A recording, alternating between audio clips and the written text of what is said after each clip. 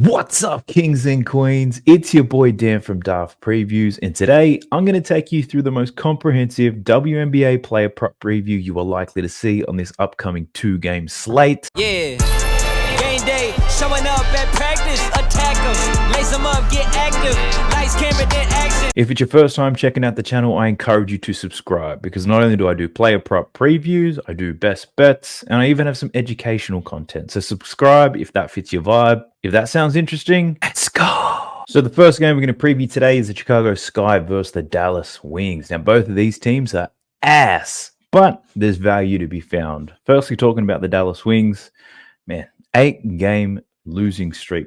They're 2-5 straight up on the road this season. Shocking at the moment. Key players, Ogun Bawale, Natasha Howard, Maddie Seagrease, Tierra McCowan. They do have some injuries, though, so we've got to keep a close eye and see what happens because of that. Who gets more minutes, who doesn't, all that type of jazz. Hopefully we cover off today. And for the Chicago Sky, they're on a 4-game losing streak. So this is a game full of losers.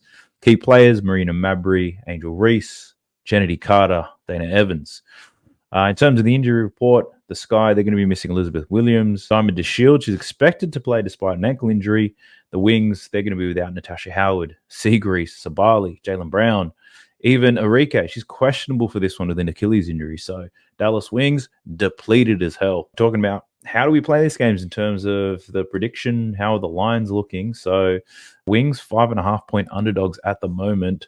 This line is starting to move. I think it opened at 5. Now at 5.5, and the Wings, 8 straight games, a whole lot of injuries. They're 1-6 in their last 7 games, covering the spread. If Arike doesn't play, they're in trouble. The Sky, they have their own problems, but no excuses for them in this spot. I think the Sky, they should win this game, so I'd probably be looking at some unders for the Wings potentially, and maybe some overs for Sky. But that's how I think this game goes, given all those types of injuries. But let's get into the player props. And it looks like we'll start with the guys in the Wings. Oh, sorry, the girls in the Wings.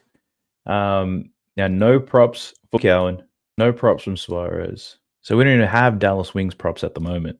So looks like we're only looking at the Chicago Sky in this one until these lineups are confirmed. So I think one bet that looks nice is probably the Sky to cover. Now, I know they've been ass, but this Wings team, they're going to be missing most of their players. I don't like their chances. So we'll go through a lot of the players on the Sky, talk about what's good and what is not. Let's start with Cardoso, shall we? Cardoso, my bad. Now, her points line in this game is at 10.5. Outliers filtering to the under given the hit rate. Hasn't played too many games this season, but let's talk through it. So 7 games this season, averaging 8.4 points per game. Not great. Her line's at 10.5. But what we have is we have seen an uplift in her minutes as of late. No minutes restriction. She's on deck, 35 minutes in her last game. So the game time is definitely going to be there. In terms of the Wings, second worst defensive team in the competition, allowing the second most points. Over 10.5 is her line. So she's covered this only 3 times, 2 out of her last 4. Looking at volume, doesn't attempt too many shots, 6.7 shots on average in her last 4 games where she's played more minutes, 11, 7, 5, and 11. So it comes down to, is she going to get enough shots in order to cover this line? That is the question. Now, one thing I want to call out when it comes to these points prop, I have developed a little bit of a strategy for the W in betting points prop over or under. I've created a piece of that, so if you're interested in taking a look, download it. It's in the video link, in the video description below. Check it out, free. You can download that PDF that I've put together. It's a simple strategy on betting points props for the WNBA. Let's go. So the good thing here, if we like Camila Cardoso, when it comes to matchups, it's not a bad matchup at all, to be honest. She scores 87% of points within the restricted area, right under the basket. And if you think about how this Dallas Wings team plays, they allow the second most points under the basket. So the only strength that the Dallas Wings do have, if you had to give them one defensively, is they do limit 3-point shooting. This girl right here ain't going to take too many threes. So this points prop, honestly, don't hate it. That's what I'm going to call out. There's been a lot of players with similar play types as her who had a lot of success against the Dallas Wings as of late. So for Camila Cardoso, if I had to bet it, I'd be leaning to the over. Taking a look at her rebounds line, 7.5. The Dallas Wings are the second fewest rebounds in the league. One strong point of theirs. Her line's at 7.5. She's covered this in 2 out of 7 games. The 2 games where she has gone over are the 2 games where she played 29 and 35 minutes. Now, I do know on RotoWire, you can get some sort of a projection on minutes, but I don't know how much we can trust that. So I just ran the numbers. She's expected to play about minutes in this game. So how can you not lean to the over? The only concern there is the fact that the Wings pretty good defensively, but yeah, probably still the over given her minutes. No minutes restriction. Being favorites as well, I can definitely see her going to the over, but I do like the points prop a little bit more. So Camila Cardoso, so over 10.5 points. Probably a pretty strong lean from me. That's one way that I'd be looking at it. Next up, let's go Angel Reese. Reese Lightning. Her point sign is at 12.5. So if we look at her season, her line's at 12.5. She's averaging 12 points a game. She's covered this in 6 out of 13 games. She's gone under in her last 2 with 10 and 11 points. Minutes pretty consistent. Last 5 games, 30 plus points in all of 30 plus minutes in all games. Her shot attempts, they're up there as well. 10 plus attempts in all of those games as well. The concern is that field goal percentage is not great. So if we think about how Angel Reese scores her points, though, similar to Cardoso, a lot of points in that paint area, especially in the restricted area. She does get to the free throw line a fair bit as well, taking 5 attempts per game and making 4 of them. So 76% free throw shooter. Angel Reese, yeah, a pretty good matchup. She likes to score in transition. The Wings give her quite a few transition points as well. Man, as another player, I'd probably lean to the over for Angel Reese. I do like the points prop. We know the volume's going to be there. The minutes have been there as well.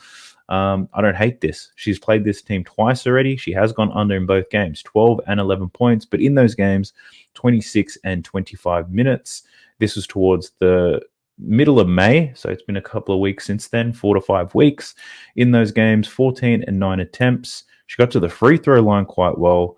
In one game, she went 2 from 8. The second game, she went 5 from 7. But in that game, she shot the ball poorly. So I think just because she's gone under in the 2 games prior doesn't mean she goes under again, especially now since she's getting more minutes, 30 plus minutes. The volume's going to be there, and she's very capable of getting to the free throw line. So I lean to the over there for Angel Reese. Looking at her rebounds, where she's an absolute beast. 10.5 boards is her line. This season, she's averaging 10.2, 6 out of 13 games. Now, if you look at her more recent form, where she's seen the uplift in her minutes, it's been 5 games where she's seen an uplift in her minutes. And in her last 5, she's covered this line in 4 out of the 5 games. Now, this Wings team, like I said, tough rebounding matchup. She's gone under in both games against the Wings with 8 and 9 boards, but obviously those minutes were low. So bit of a barrier. You're thinking recent form, great. Forming into your opponent, probably not the best. The matchup, probably not the best matchup either. But you also have to factor in the Wings might be missing a lot of their key offensive weapons. They're still going to take shots because everybody gets a turn and shoot the ball in basketball. There might be more misses, more rebound chances available for Angel Reese. But I looked that I might have for Angel Reese is to take that double-double. It's at minus 125 though. So it's not great, but you need to get 10 points, 10 boards. Can happen. I think you probably get better odds if you take a parlay of 10 points plus 10 boards. And I was right. I just ran it up on Bet365. If you take Angel Reese for 10 points, 10 rebounds, plus 120. So her recent form, good for rebounds, but the matchup is difficult. Points-wise, recent form's a little bit average, but you can see the upside and see the potential in there, and the matchup is fantastic. So you could either go just over in points plus rebounds, or 10 points, 10 rebounds for plus 120. Those are some of the things I'm considering at the moment, but there could be a bet there for Angel Reese. Next up, let's talk about Marina Mabrey. Marina started off this season hot, not so hot anymore, has been dropping off quite lately, did have a strong game at 22 points, but let's roll this thing up. So her line's at 14.5. 14.5, she's averaging from the season, 7 out of 13 games she's covered this line on.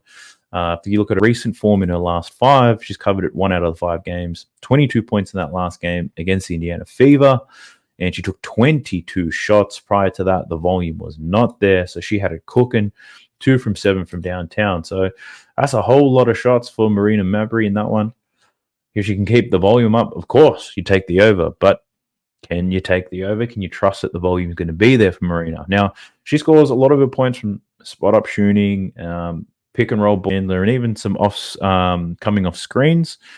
So in terms of pick and roll stuff, the Dallas Wings, terrible defending that, especially the ball handlers. She does score a lot of her points above the break. The challenge there is that the Wings, somewhat decent defending above the break. So a 3-point prop for Marina Mabrey, probably not the way I'd be looking. She can get points in the paint though, although not necessarily her go-to. She does have the mid-range as a weapon, and this Wing's not great at defending the mid-range whatsoever. But it doesn't make sense to like the over in Cardoso, Reese, and now Mabry. Not all three of them are going to go over, right? So, and I think when it comes to play style and matchups and form, she's a little bit all over the place, but her form against the Wings has been pretty good. She's played them twice this season, 19 and 14 points. Prior to that, though, last season, 3 straight games going over. So at 14.5, it's a pretty low line, to be honest. She does average 20 points against them. I'm a little bit undecided. This type of form scares me, going under in 4 out of the last 5. So I'd be a little bit concerned. And the play style isn't necessarily ill, I would say, for Mabry. Still not a bad matchup. It's just not ideal. But let's take a look at her other props. Looking at the assists, the line's at 4. She's covered this in 3 out of her last 10. Against the Wings, she's covered in 2 out of her last 5. So I'm not loving that. You do have the option for a push, though, so that's not too bad. But yeah, 4 assists from Mabry? I don't think so. I haven't had too much luck with assists in the W. Looking at her rebounds, 4.5 boards is the line, 5 out of her last 10. She is averaging 5 rebounds, if that means anything. And she does have a 100% hit rate against the Dallas Wings. So this part is pretty wild. So Wings, as we saw, they don't give up too many rebounds. And I checked the numbers. I've got a paid subscription for RotoWire to check the defense first position. And the Wings don't give up too many rebounds to bigs, right? So they give up the second fewest rebounds. They give the fewest rebounds to centers. And if we look at forwards, Wings, they're probably middle of the pack in terms of rebounds to forwards. I'm just checking the guards right now. And the Wings, they give it the second fewest rebounds to guards this season. So, yeah, you'd say a tough matchup, but Marina Mabrey has had some success against them in the past. Her recent form, terrible. But this line's probably a little bit higher because of the form she's had against the Wings in the past. 9 and 8 rebounds earlier this season. You probably have to check the box scores to see who was playing, how did these rebounds happen, who was missing. So that I'm not too sure of. I'm going to choose to stay away from Marina on this one.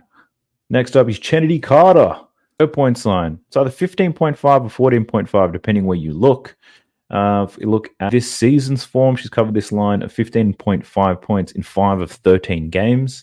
A lot of this has been, as of late, promotion into the lineup, I assume, and a lot more run time for her.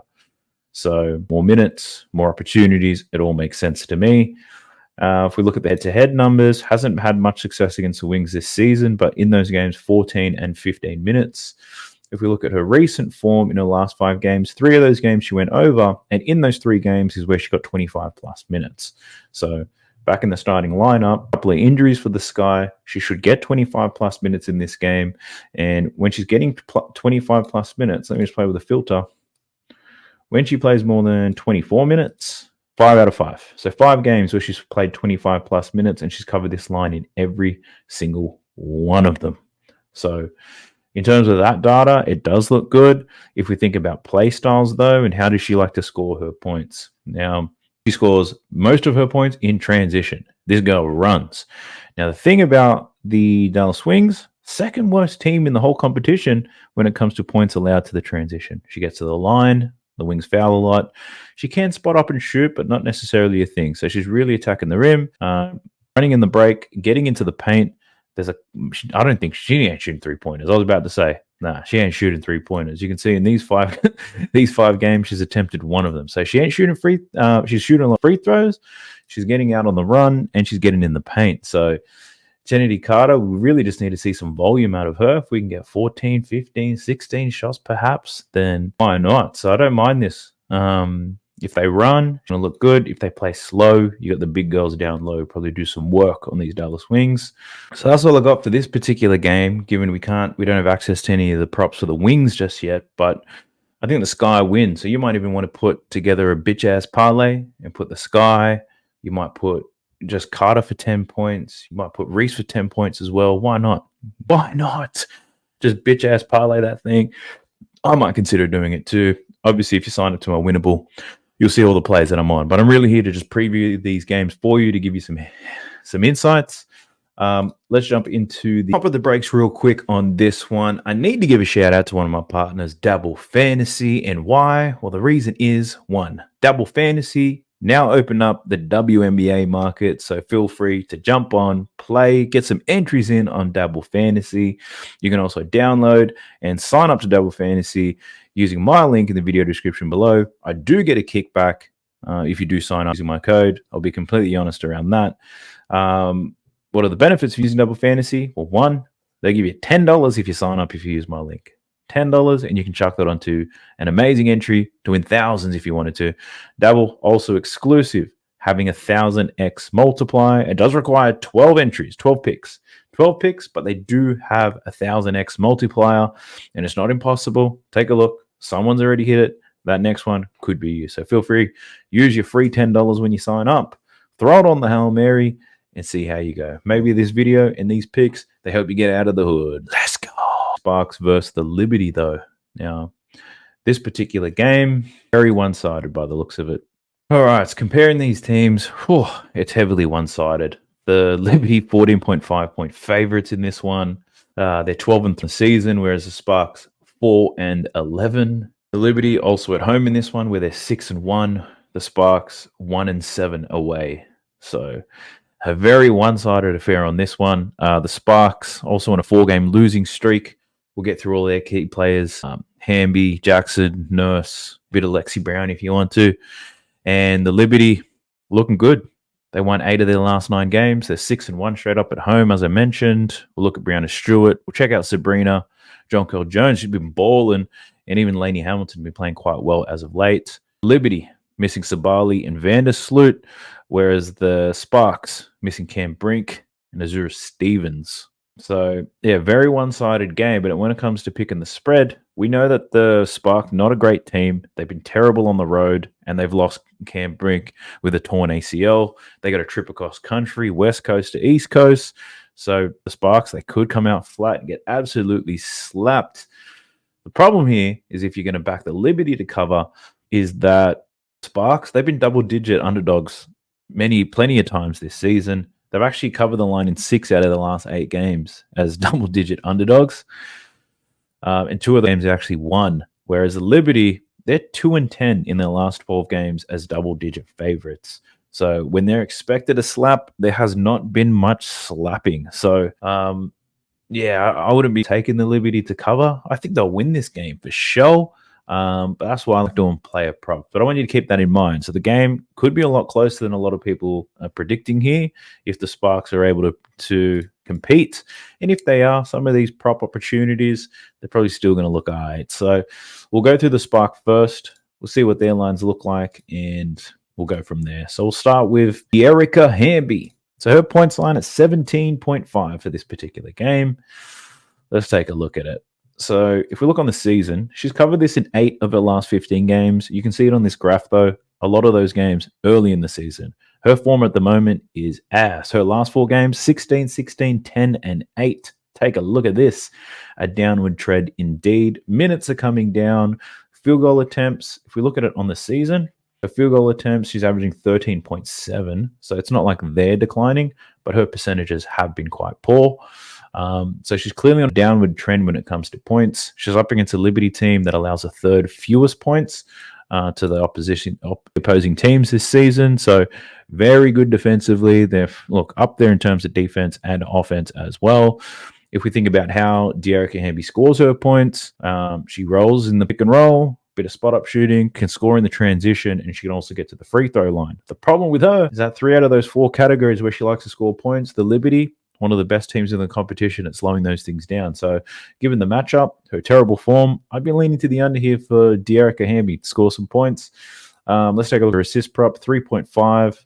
She's covered this in 8 of 15 games this season, averaging 3.6. The Liberty, middle of the pack in terms of assists allowed. If you want to look at head-to-head form, hasn't played them this season, but she's gone under in all 3 games against this team.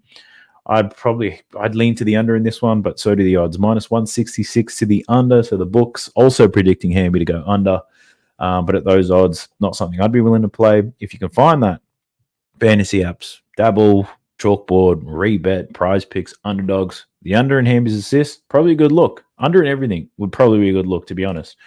Looking at her rebound line, it's at 10.5. She's covered this in 9 of 15 games, averaging 10.7 boards. Up against a Liberty team that allows the second fewest rebounds in the competition. If you look at the head-to-head numbers, 3 times she's played them, she's gone under in all 3 games against the Liberty. So I know this was last season, so I wouldn't put too much stock into that. She is a much better rebounder this season. There's a blowout risk, but I also think the Sparks, there's a potential that they keep this one close. But does that necessarily mean Hamby gets a lot of rebounds? Probably not. Sportsbooks leaning towards the under. It's minus 130 as well. So I'd probably be looking to fade Dearica Hamby on everything today. So if you can get under in points, I'd take that. If it's a PRA, I would take that. If it's anything, I'd probably take it, to be honest. The under for Dearica Hamby, this is probably the game for it. But I guess the one thing to factor in, Brink's not there, so they lose a bit of size. Does Hamby get more time? Potentially. But that's definitely the way that I'd be leaning. And let's talk about Ms. Jackson. 10.5 points is her line. In her last 5, she's covered this 3 times, averaging 12.8. Tough matchup here.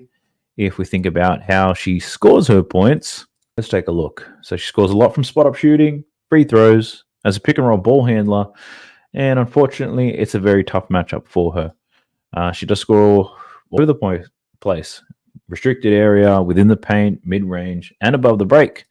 The Liberty, pretty decent at defending all of those. Not top tier, unless you're talking about the restricted area. So I feel like there's a good opportunity for her to go over in this one. She scored 10 points against the Connecticut Sun, who are an absolute dog of a defensive team. So he's one player that I'll be leaning to the over with. Rebounds, lines at 4, 3 out of her last 5, 5 out of 15. Minutes as of late have gone up. But yeah, with a full like this, it's not something I'd want to take. But I don't think the points prop here is such a bad idea. 10.5, I might be able to fuck with that. If we look at, I just want to have a look at her volume. Volume as of late been pretty good. 7.9 is an average on season, but we can see over the last 6 games, averaging a lot higher than that in terms of her attempts. So yeah, 10.5. I don't mind the over for that. Let's talk about Kia Nurse, and we don't have we don't have props for. So Kia Nurse is expected to play, but we just don't have any props available. Okay, so nothing on Kia yet.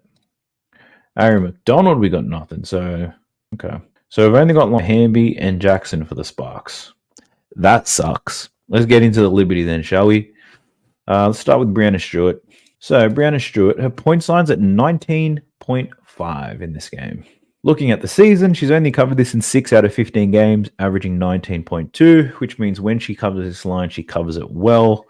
This Spark team, not great defensively, but there is a risk here as well, and at 19.5. Does she really need to score that many points is the question. So she scores a lot of her points in transition, free throws, spot-up shooting, and in the post as well.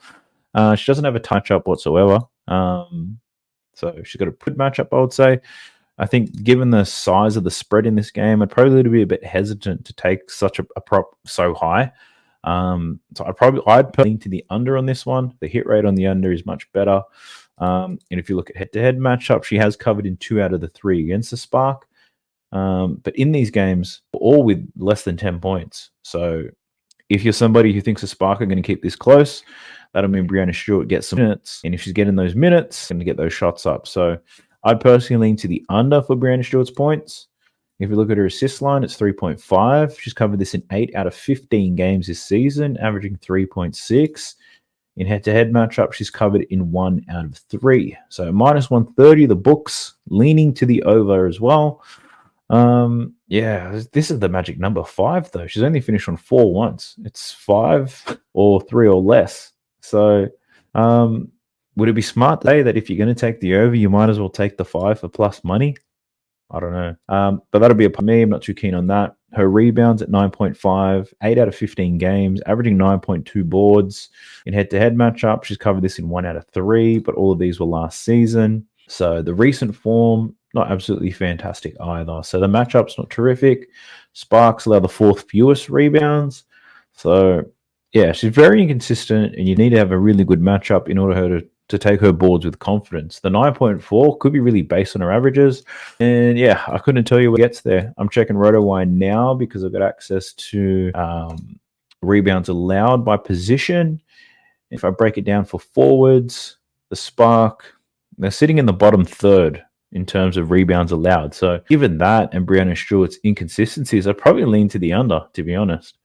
Lean to the under on her boards. Also, I'm looking at RotoWire. I might as well look at points. Points, forwards against the Spark.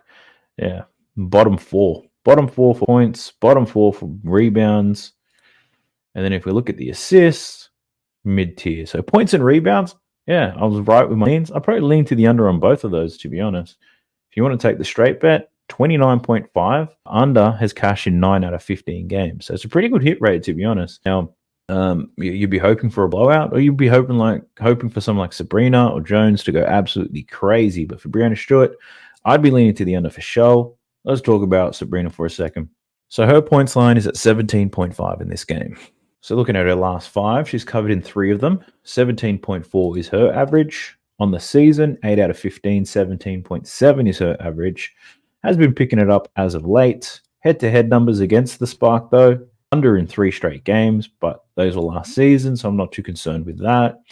If we're checking her last 5, the minutes are looking pretty good. Her volume is pretty good as well. Great for free throw shooter. 3 haven't been going great, 34% in her last 5 games.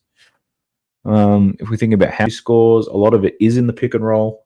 So she does have a good matchup in that sense. A lot of above the break stuff as well. So the matchup's not too bad there either for Sabrina. So it's not the best matchup in the world, but she doesn't have a difficult matchup whatsoever. So she should be able to score these points. I'd lean to the over for Sabrina, but again, 17.5, these higher points totals, I'm a little bit hesitant to bet them, especially on the W. They got a shorter, their games are a little bit shorter. They don't shoot as well. Trying to think about what I could say without sounding and coming across sexist. But yeah, these high lines, not a big fan of them, but I'm leaning to the over for sure. I wouldn't encourage betting on the under with Sabrina, given her recent form. Let's take a look at her assists, though. 6.5 assists in this game. She's covered this in 3 straight, 8, 12, and 8. In her last 10, she's averaging 6.1, 4 out of the 10 games. So head-to-head, she's gone under in 3 straight. So her last 3 games, been diamond up, Sabrina has. And I think this really coincides with Jonquel Jones' big lift in scoring. So that I'd probably lean to the over. But again, 6.5 assists, quite a high line. Rebounds, right on 5. She's covered in 5 out of her last 10. Tough matchup in terms of rebounds against the Spark.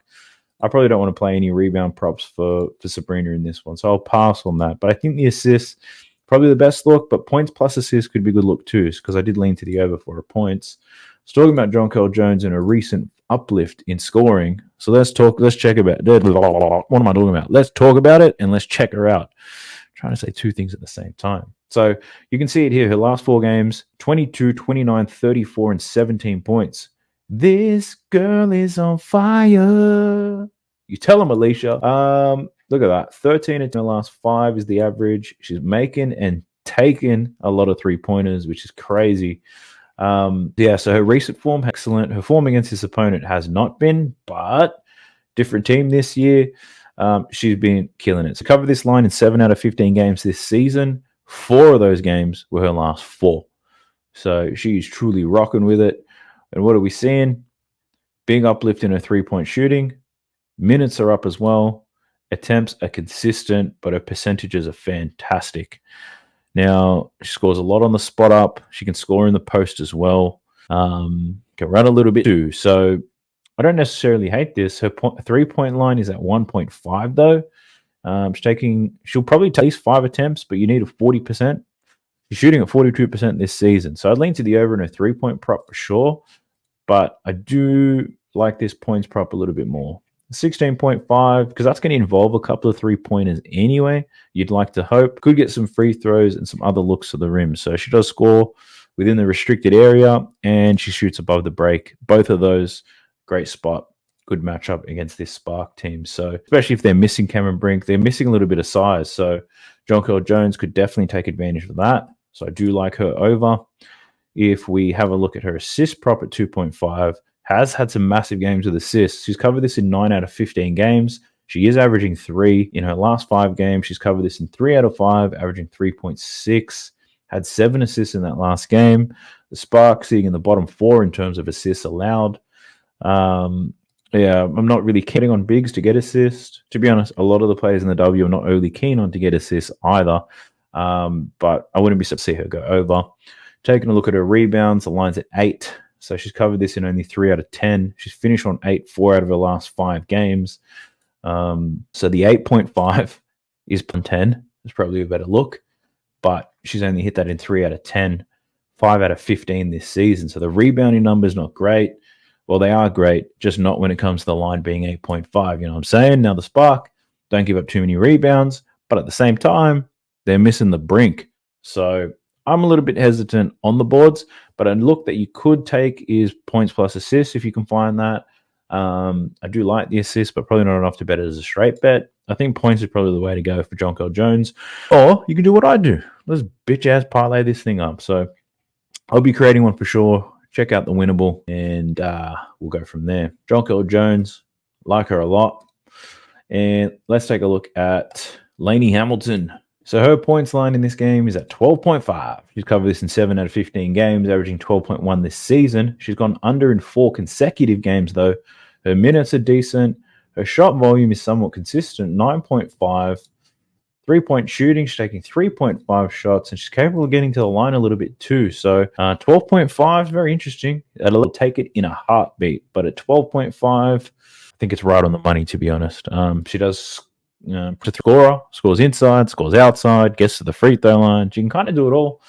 In terms of I feel like the line is spot on, to be honest. So I've got no lean on that one. But, you know, if you can be a bitch and parlay it like me, 10 points, let's go. Looking at her assists, though, 4.5 is her line. Now, we've seen a recent uplift in her assists over the last 7 games. A whole lot more greens. I think another thing to keep in mind, Vandersloot potentially not playing. I think she's questionable or she's likely out. Regardless, if she is out, Lainey Hamilton is the biggest beneficiary of that. So depending on her status, I'd probably lean to the over.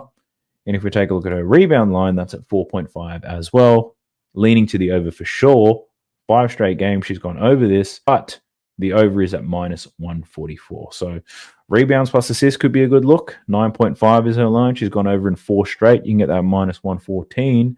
But the question is, you've just got to stay close to the Vandersloot news. So she's a game time decision for personal reasons. They say she's likely to miss her 6th straight game. So we might as well break down these numbers without Vandersloot, given how much time that she's missed. This season, she's missed 6 games.